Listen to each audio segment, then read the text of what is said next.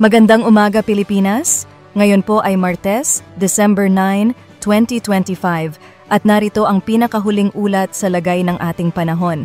Ako ang inyong independent weather forecaster, nag-uulat batay lamang sa opisyal na datos mula sa PAGASA. Una po sa lahat, ang dati nating mino-monitor na low pressure area na naging si Wilma ay tuluyan ng nalusaw. Ngunit may panibago tayong low pressure area na binabantayan ngayon sa kanlurang bahagi ng ating bansa. Ang lokasyon ng bagong LPA ay nasa humigit kumulang 390 kilometers west ng Puerto Princesa, Palawan, nasa border ng Philippine Area of Responsibility. Sa ngayon, medium chance itong maging bagyo, ngunit mababa ang tsansa na mag-develop sa loob ng susunod na 24 hours. Sa mga susunod na araw, posibleng tumaas ang development, ngunit kung sakali mang maging bagyo, nasa labas na ito ng PAR at palayo sa kalupaan ng Pilipinas. Ngayong araw, tatlong pangunahing sistema ang kumikilos. Una, ang Northeast Monsoon o Amihan.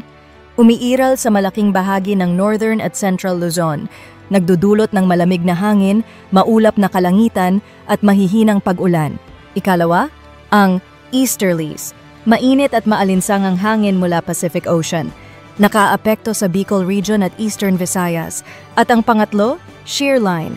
Resulta ng salubungan ng malamig na amihan at mainit na easterlies. Patuloy na apektado ang eastern section ng Northern at Central Luzon. At ang lagay ng panahon ngayong araw, Luzon, shear line areas. Mataas ang tsansa ng mga pag-ulan sa Cordillera Administrative Region, mainland Cagayan at Babuyan Islands, Isabela, Quirino, Nueva Vizcaya, Aurora, Quezon, Calabarzon, eastern parts. Inaasahan ang scattered hanggang malalakas na ulan, kaya mag-ingat sa posibleng flash floods at landslides. Metro Manila, Central Luzon, Ilocos Region. Maulap hanggang makulimlim, may mga mahihinang pag-ulan dahil sa amihan, mas malamig ang temperatura sa umaga at gabi. Southern Luzon, except Quezon. Sa Calabarzon, maliban sa Quezon, Bicol Region at ilang bahagi ng Mimaropa. Generally fair weather, mainit at maalinsangan sa tanghali, may tsansa ng localized thunderstorms sa hapon at gabi. Ayon sa inilabas na advisory ng PAGASA, kaninang 5 a.m., tuloy-tuloy pa rin ang ulan sa Cagayan, Isabela, Aurora. Rainfall amount, 50 to 100 millimeters. Babala sa mga lugar na saturated na ang lupa dahil sa sunod-sunod na pag-ulan. Mataas ang panganib sa pagbaha, mataas ang panganib sa pagguho ng lupa. Bukas, inaasahan pang magpapatuloy ang 50 to 100 millimeters na ulan sa mga parehong lugar. Sa sea condition, wala nang nakataas na gale warning, ngunit nananatili ang malalakas na bugso ng amihan sa Northern Luzon.